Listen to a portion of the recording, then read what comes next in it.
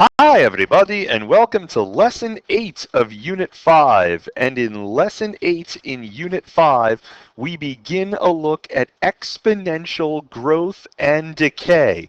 Specifically, we look at separable differential equations, which is almost always 5 or 6 points in an AP free response context. So this is a biggie. Test writers have a boy crush on this stuff. If you open up a test writer's locker, they do not have pictures of Megan Fox or Johnny Depp. They have pictures of separable differential equations. Now, that leads us into a discussion on exponential growth, but really the process of separation is what we're gunning for today. Here's the big idea. A differential equation of the form dy dx, and again, it's the dy dx that makes this thing a differential equation. A differential equation of the form dy dx equals f of y g of x. All that means is that you have some function of y times some other function of x. That's all that means.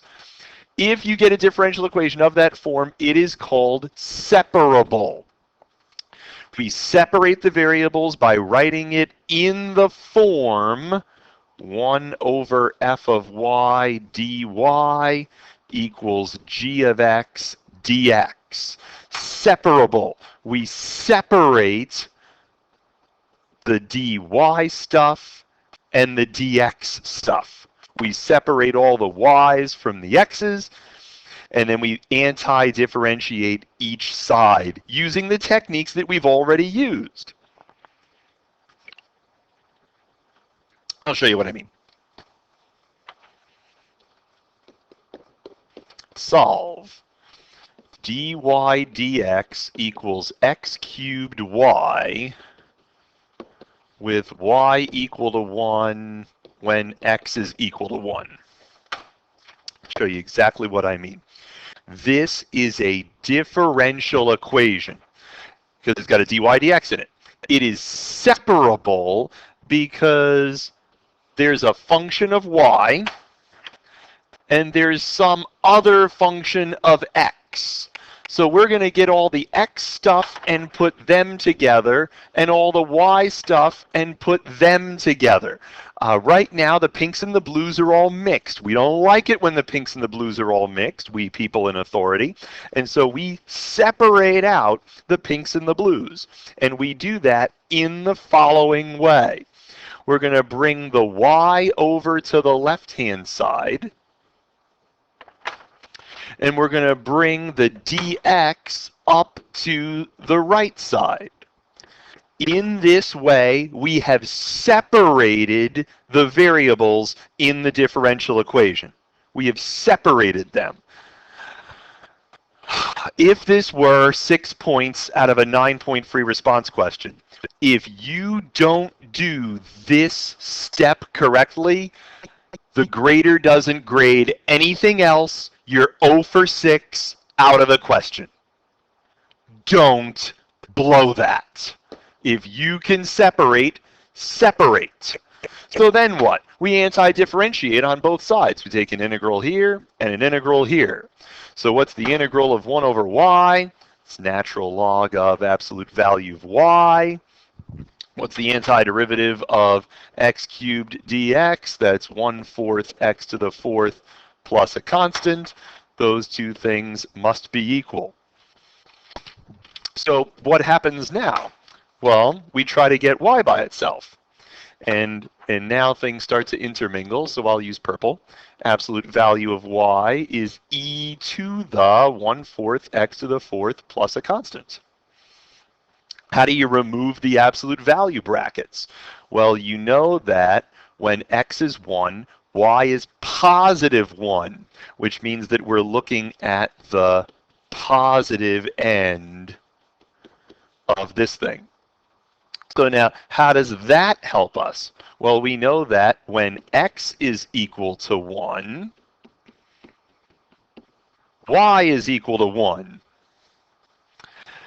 And that means that this exponent has to be equal to 0 So C has to be minus a fourth. So what's my equation in terms of y in terms of x? E to the 1/4 x to the fourth minus a fourth. All of these problems have a predictable rhythm. All of them have a predictable rhythm. Let's see if I can bring that up with the magic pen. You separate the variables. That's the biggest piece. Then anti-differentiate on both sides. Try to get y by itself. Try to get y by itself. Use the initial condition, sub in the x and the y that you're given. Establish what the constant is, and then write your answer formally. The problems all have a predictable rhythm, so predictable that you're going to see all of them right here. dy dx equals x squared y squared with y equals 1 when x equals 1.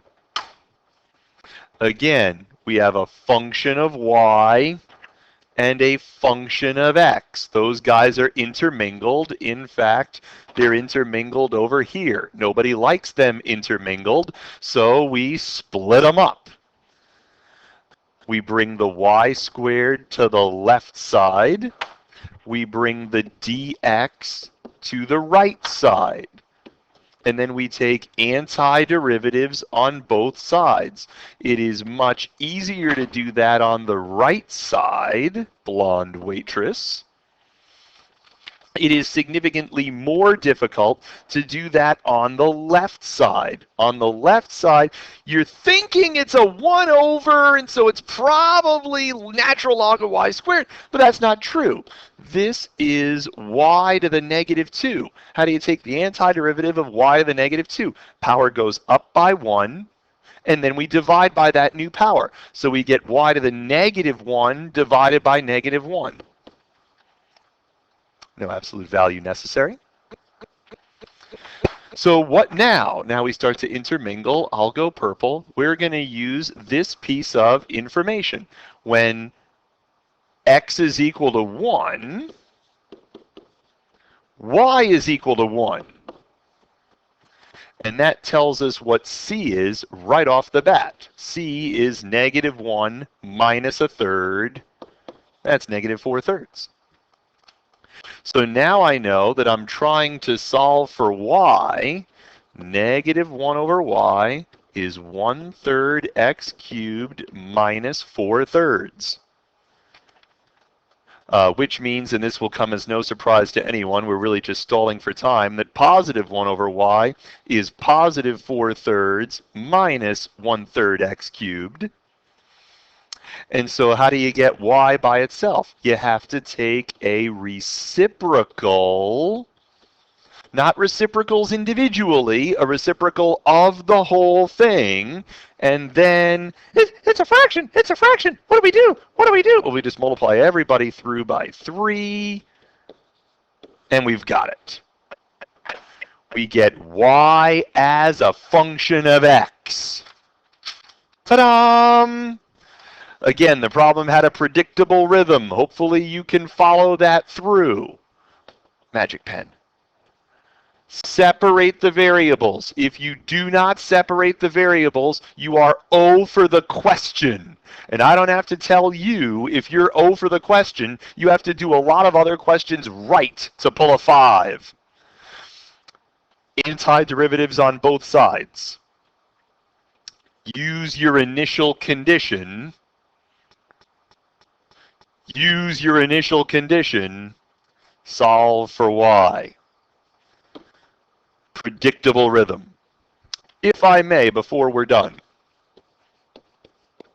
I would like to talk very briefly about what we call the law of exponential change. The law of exponential change applies in any situation where the change in y with respect to time is proportional to how much stuff there was to begin with.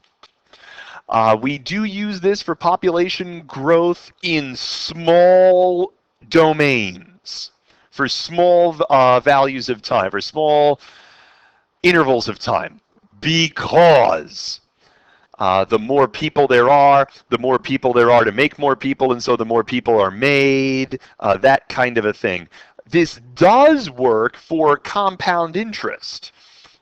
The more money you have, the more money there is to make money, and so the rate of change with respect to time, the way the thing grows, is proportional to how much stuff there was to begin with. Also works nicely for exponential decay. For those of you familiar with chemistry, so you talk about half-lives. The more time that goes by, the less stuff there is, so the less stuff there is to decay, and so the less decay that takes place. Exponential change works both ways. What I'd like to do is I'd like to solve this thing, because this is a separable differential equation. And so we'll get all the y's to the one side, and we'll bring up the t. There is no t in the problem except in the differential. And so we'll take integrals on both sides. The integral on the left side is the natural log of the absolute value of y. The integral on the right side is the integral of a number where t is the variable. And I don't have to tell you that that's kt plus a constant. The derivative of kt with respect to t is k. So now I want to get y by itself. So the absolute value of y is e to the kt plus a constant. Now, you and I both know that laws of exponents say if you have two exponents added together, that means that at some point there was this product. And you and I both know that a number to a number is just a number. And so that number is traditionally called a e to the kt. Because we can't use c, we already use c, so we use a for a number. And we drop the absolute value bars at this point because a could be negative. And since a could be negative, we just drop the absolute value bars and say y could go either way. Now, here's the side note. So the side note is that if time is 0, then e to the 0 is 1, and so whatever the initial condition was is going to pop up right here. And so most people write the law of exponential decay as y equals whatever y was originally times e to the kt. What do you have to know? You have to know that any time you see the rate of change of a population of teddy bears was proportional to the number of teddy bears. Anytime you hear rate of change is proportional to how much there was, you can instantly jump to that step. You know, unless you're told to show the work, you can instantly, in a multiple choice context, when you see anything that looks like ky, you jump to exponential growth. That's the way that goes. Okay? And I'll expound on that more when we get to class, because what I'll look at is how long a half-life is and how that matters. So you make sure you ask me to do that, and then I've got an OYO that we're going to work through together as a bunch, and that's all she wrote. Okay, so exponential growth, day 1, all set. See you tomorrow.